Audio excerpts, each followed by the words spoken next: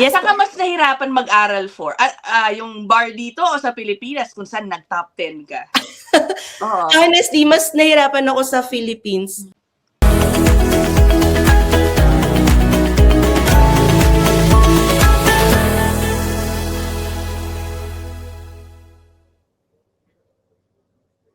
Hey guys, you're in a nutshell with me, Ina. We have a very special guest. Baka familiar siya sa marami sa inyo. Nako, isa rin po siya sa mga kilalang vloggers dito sa Canada, Filipino vloggers here in Canada, kasama ang kanyang asawa. Pero wala muna yung kanyang hobby. In this episode, siya lang ang kakausapin natin. Because I'm very curious, gusto ko malaman ang kanyang naging journey to becoming a lawyer here in Canada. Official na, no? Congratulations. Sige, ipapasok ko na siya. Welcome to In a Nutshell, si Emma Aprado of Alwin and Emma. Yan, ang kanilang YouTube channel. Hi, Emma! Hello, Miss Ida. Thank you so much for having me here. Yan, iba pala yung feeling pag ikaw yung nagpa-vlog versus ikaw yung ini-interview. Nininervyos ako. Ano ka ba? Huwag kang ma-conscious, ha? O guys, ewan ko kung kailangan ko pa ba i-share ito. Pero baka may iilan lang dyan na hindi pa aware sa channel ni Alwin at Emma. Ito po yan. Ayan, you can hear more about their stories, yung journey nila dito sa Canada. Sila pong mag-asawa. Ayan, si Alwin at Emma.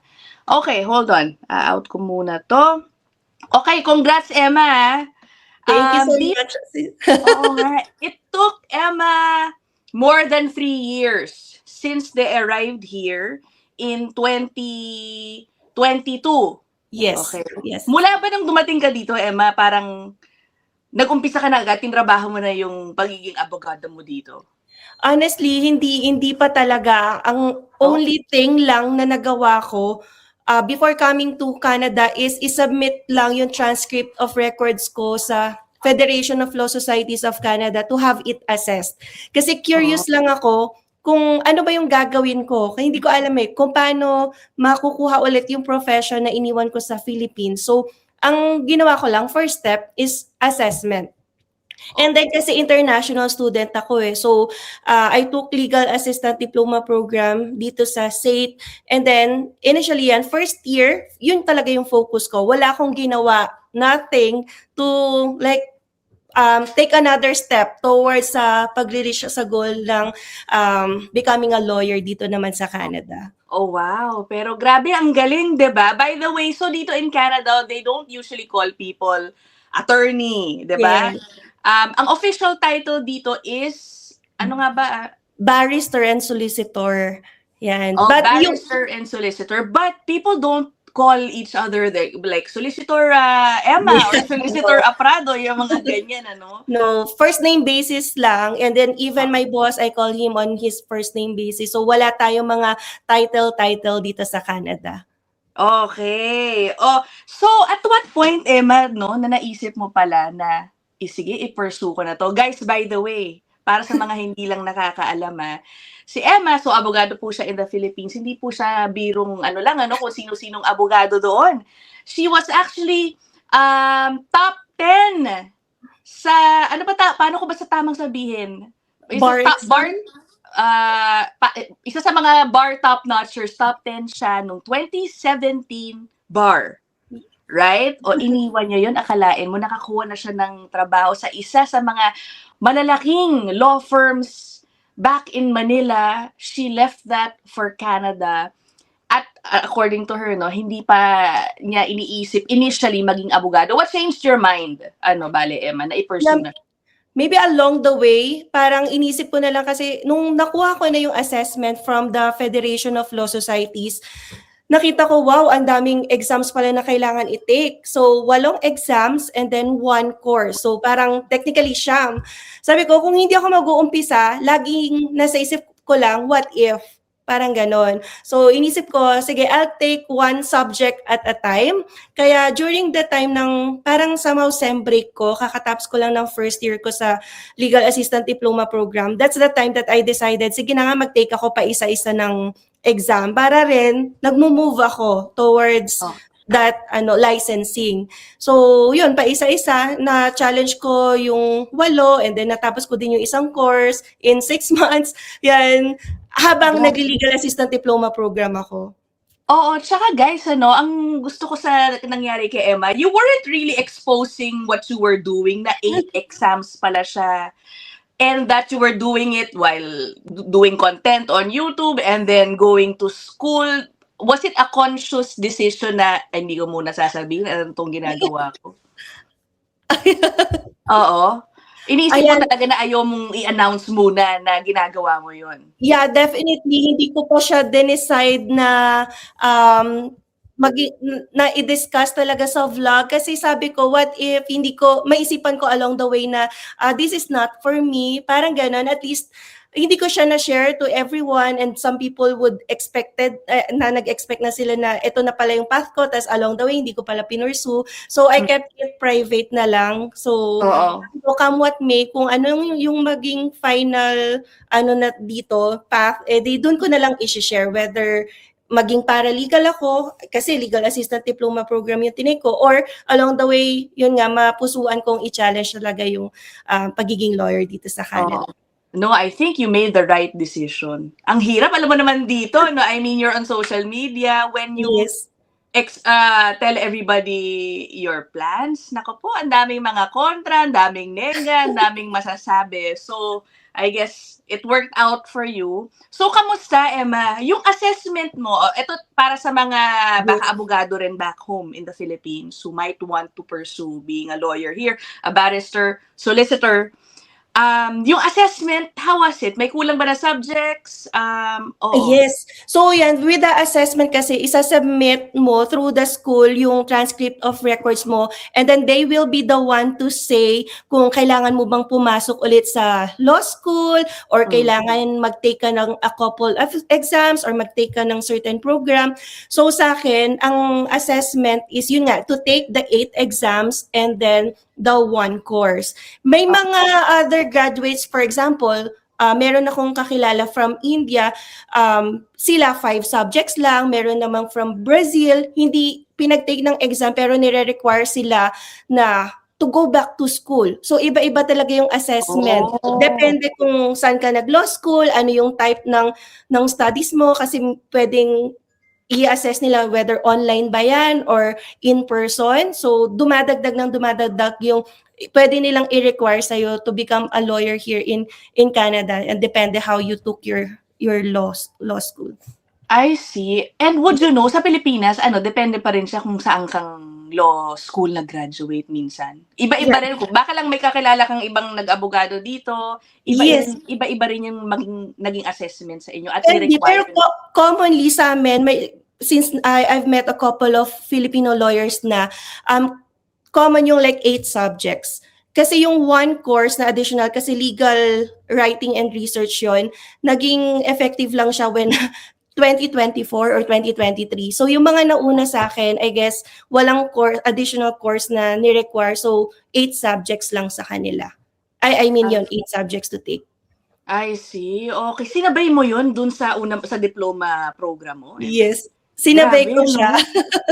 Ayan, kasi during that time din naman, yun nga, yung una ako nag-take ng subject is pasara na yung Nordstrom. I was working as like, associate, like nagpo-process ng mga online orders sa Nordstrom during that time na nag-decide ako mag-take ng exam. So sige, sabi ko, after naman magsara ng Nordstrom, hindi na ako siguro mag-work. And then I can have time to focus on studying yung para i-challenge yung exam. So, nahiya rin naman ako kay Alwin na hindi ako nagtatrabaho, tas wala rin akong ginagawa after. So, sabi ko, utilize ko na lang din yung time after school ko na mag-challenge ng exam. Oo. Tapos, 8 exams. That's, wow! Ang layo, no? Dun sa sistema sa Pilipinas. Right.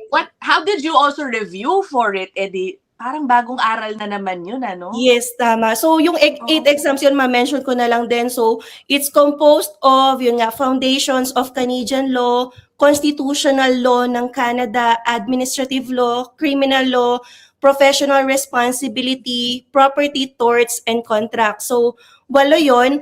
And yung tatlo lang yung somehow similar sa Philippines, yung para sa akin na property, contracts, and torts. Pero yung lima, syempre more on Canadian law, constitution, foundations, may mga ano pa dito sila, yung mga Indian or Metis, yung mga ano ba, indigenous people, aaralin mo rin yon. Parang when you take citizenship, I think na encounter din nila yung mga ganun. So, pinag-aralan din namin kasi kailangan din yun sa exam. So, yun yung mga subjects na tinake namin. Oo, mahirap. I mean, you're starting from scratch, no? In Right. learning about Canadian laws. Yeah. Ano yung most difficult part dun sa, for you, na inaral mo? Yeah, for me is the foundations of Canadian law kasi syempre ibang-iba siya sa Philippine law and then yung constitution yeah, honestly. So ang daming foreign words na nababasa ko. So yung foundations of Canadian law talaga parang ilang beses ko binasa kasi parang in the first reading ko hindi ko naiintindihan. So ano ba 'to na sinasabi? Hindi ko na nagegets. Pero nakatulong talaga sa akin. Yung first step ko is to ask around kasi marami na ring Filipino lawyers na nandito. And then nakakakuha ko ng tips sa kanila. Kung ano yung paanong atake, ano ba yung magandang pagkunan ng reviewers. So, yun yung mga nakakatulong talaga sa akin with the experiences ng mga naging lawyers na nauna sa akin dito. Oo, grabe. Yung 8 exams, Emma, and how long yung period na yan? Did you finish it? Or ano ba yan? Can you do it at your own pace? Ganun ba? Yes, you can do it Okay. at your own pace. You can finish it in like as quick as 3 months, for example. Kasi may schedule din na binibigay yung NCA. Like, ikaw na magpa-plot ng schedule mo. Sa akin, I took it for like 6 months and a half. Then, meron din ako mga kakilalang lawyers na like 1 year, they took it. Yung iba, as slow as they can kasi nag-work na sila eh. So, ayaw nilang ma-pressure. Meron ditong 2 years, hindi pa natatapos. So, it really depends on you. Kaya lang, kapag tumagal na ng 5 years, you need reassessment na from NCA. Kasi baka hindi na valid yung credentials mo, may bagong requirements na naman sila. So, yung assessment is valid lang for 5 years. I see. Okay. So, anong plano mo ngayon, Emma?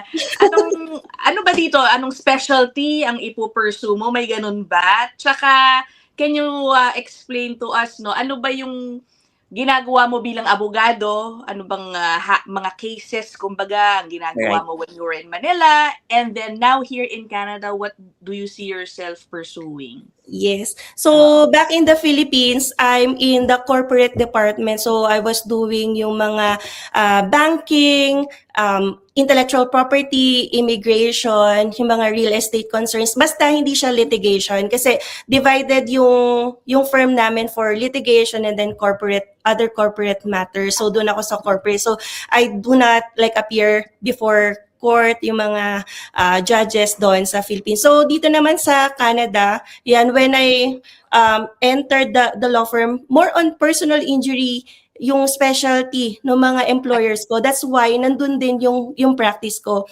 So, when we say personal injury, kami yung nag-aasikaso sa mga clients na biktima ng car accidents.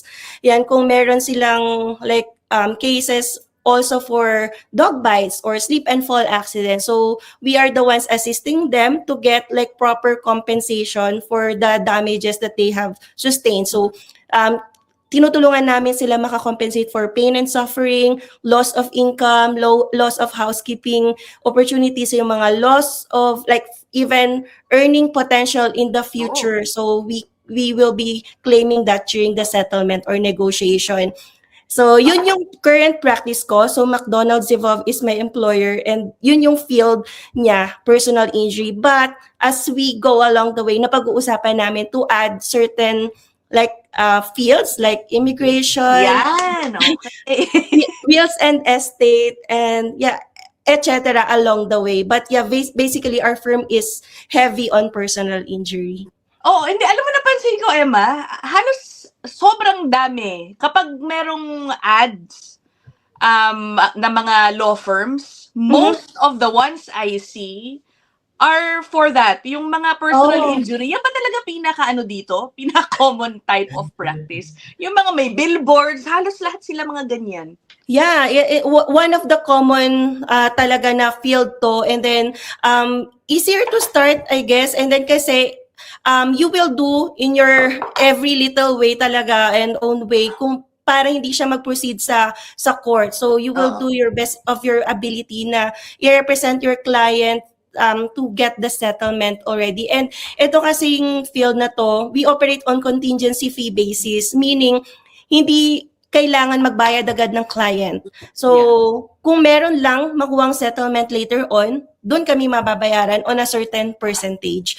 That's why, pwede rin siyang maging talaga fruitful, maganda ang kitaan sa mga lawyers or law firms na nagtayo nito. Kasi, contingent siya kung gaano rin kalaki yung masisettle mo to your client. So depende rin sa sipag mo, depende rin sa ganda ng case. Pero medyo expensive siya for a starter kasi you need to have capital dahil nga hindi ka babayaran muna ng client lahat panay abono. So I think that's why maraming nagbi-build ng personal injury law firms around Canada. I'm sure your followers, Emma, sinasabi, ituloy mo na nga yan sa immigration. Kasi sa channel po ni Alwin at Emma, they talk a lot about immigration policy, yung mga ganyan, no? Mali mo in the future, Emma, no? Makagawa ka ng sarili mong firm or maging immigration lawyer ka talaga, di ba? Yes, hopefully, Miss Ina, on that Ina track. lang. No? Ina. So, kailangan lang talaga ng proper mentoring kasi I don't want to be unfair din sa clients. Iba kasi yung pag-share ko ng information sa channel namin bilang kaibigan, bilang vlogger. Iba na rin kasi yung duty mo kapag client na. So, I feel na since we are just starting, kailangan muna namin mamili ng alam namin na kaya, not with the complex cases na yung complicated ones na I know baka mas magdelikado kapag kinuha namin agad without enough experience. That's why feel ko along the way with proper mentoring and experience hopefully ay makuha talaga natin yung field na immigration. Oo nga, di ba? Okay. Looking back, Emma, no? Wow, abogado ka na ulit. Abogado ka na talaga ulit here in Canada this time. Ano ba biggest difference? Cultural aspect of being a lawyer here and in the Philippines. Maliban dun sa hindi uso tawagan ng attorney dito, yung parang first name basis lang. Baka lang meron kang mga observations, mas mahirap ba sa Pilipinas o dito dealing with clients or anything?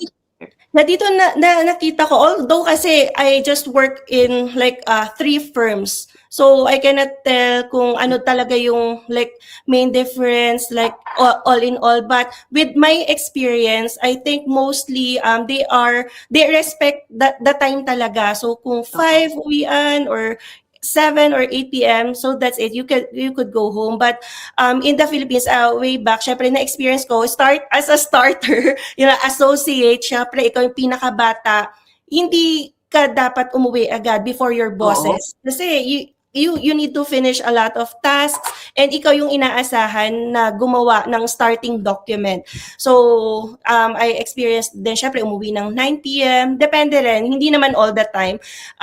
But yeah, a lot of things are being expected na magawa mo as an associate. But here, they respect your time and then they can see already that you're just also starting in your profession. So, there's mentoring. Ang daming like assistance available here in Canada. You could join groups or associations para mas mahasa ka sa field na napipili mo or gusto mong i-start. Yan, okay. Alam ko nang iniisip pa kanong ilan na gustong maging abogado dito.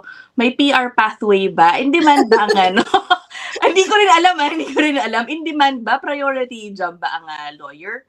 Or yung lawyer, I think, you could use like an additional points for that. Kasi actually, when I was still an articling student, yun na-share ko naman, that's the way I was invited then sa provincial nomination dito sa Alberta. So, articling student kasi yung position para maging lawyer ka later on. And then, being an articling student already gives you an additional 10 points dito sa Alberta kasi it's a regulated occupation. So even if hindi ka pa lawyer, yung Alberta already gives you like 10 points to fight against other competitors. And I can say it can be an advantage, but I cannot say na pathway talaga siya. So still kasi you have to build other points sa like sa other factors. But yeah, yung 10 points is already a good like way to fight on your nomination. Oo. Usually ba, Emma, yung ibang mga naging abogado na rin dito, na kababayan natin, paano yung initial entry nila dito? Mostly rin ba, parang katulad mo, international student? Or, yeah, meron bang ano yan, mga nakakahanap ba sila ng Lamia? May ganun din ba? Yeah, usually yung mga iba kong nakilala, iba, landed PR na sila kasi kung way back okay. pa, before the pandemic sila nag-challenge dito, malamang sa malamang they have high credentials and nakapasok sila with their enough CRS points. So sa federal express entry na invite na sila. So they are lucky kasi pagdating dito PR na sila. They don't need to do or work on their visas kasi kung baka tanungin kung kailangan ba ng visa when you land here or challenge an exam, definitely kasi when you do articling, kailangan ng work permit. Oo, okay. Yun lang naman. Hindi ko alam, baka meron akong mga hindi natanong para dun sa mga curious or other technicalities about how to transition into becoming a lawyer. Ayan, Miss Ina, just to add, kasi aside dun sa exams na diniscuss natin, hindi pa siya natatapos dun. Dito talaga sa Canada, napakahaba ng process. Hindi siya automatic na after matapos ko yung exams, pwede na ako maging lawyer. No, I have to do that articling. So 1 year articling and it's finding the articling na position ang one of the difficult things talaga na ma-encounter mo kasi hindi lahat ng law firms nag-offer ng articling position. So isa 'yun sa difficulty talaga na na-encounter ko. Paano? Share with us yung naging job hunting experience mo para dyan sa articling student. Very competitive ba? Paano yung pinagdaanan mo? Matindi ba yung mga interview for the job? Mga ganun ba? Yes, definitely. Sobrang hirap para sa akin na kasi I applied sa mga Indeed, yung mga job postings. It's not common na magkaroon ng job posting for articling. Pero nung time na nga na certain law firms nagpo-post, sige, tinatry ko, but they're coming back either hindi ako qualified, hindi naman, they just chose to go with other candidates kasi syempre, mas may edge kung dito sila graduate. Oo nga, kasi then, alam nila, malalaman nila na, yung nagtapos ka pala law school in the Philippines. Kasi syempre, mas pipiliin nila yung dito na-graduate na law school. So, with everyone competing for that one position. So parang napakababa ng chance na makakuha ka ng articling position kasi you cannot be a lawyer if hindi ka nag-articling. And dito pala sa Alberta, aside sa articling, so 3 phase yan, yung 8 subjects plus 1 course and then articling.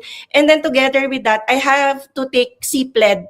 So yung CPLED, yung para din siyang competency-based course, meron doon mga written tasks and oral tasks that I have to pass. So nasa 8 months to 12 months din yung course na yun. Pwede mo siyang isabay sa articling. So parang another course din yon para ako nag-aaral. Grabe! Ang dami mo palang ginawa! Yes. Hindi pa natatapos dun sa, parang NCA qualified ka lang kapag natapos mo yung 8 exams. So, mai-issue ka ng certificate para, hey, law firm, I'm NCA qualified, pwede ba mag-apply ng articling position sa inyo? And that's the time na matapos mo yung articling and dito sa Alberta, matapos mo yung CPLED, that's the time na pwede ka na mag-apply for oath-taking.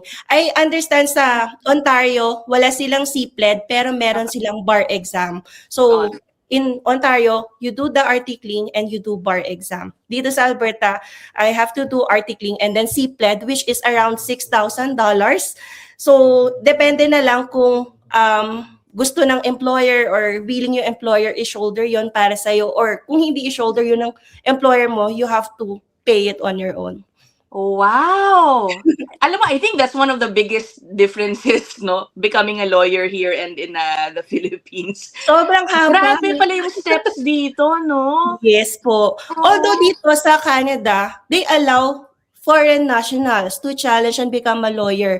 Back in sa Philippines, you have to be a Filipino national. So hindi pwede yung mga foreigners maging lawyers sa Philippines. Grabe. Alam mo, hindi ko, how did you manage it?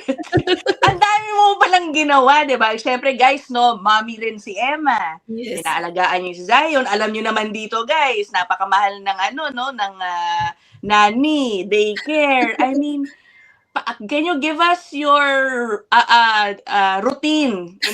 Yung mga common day mo, day in the life, nung nasa peak ka ng pag-aaral, tapos nag-work, and then your real diploma course, and then taking the exams. Oh my gosh, no? Kaya bumubulong si Alwin. Wala na siyang time sa akin. Ayun yung sikreto ko. Sulit naman na ngayon ng lahat ng ginawa, di ba? Yung paghihintay mo dyan, Alwin, ikaw talaga.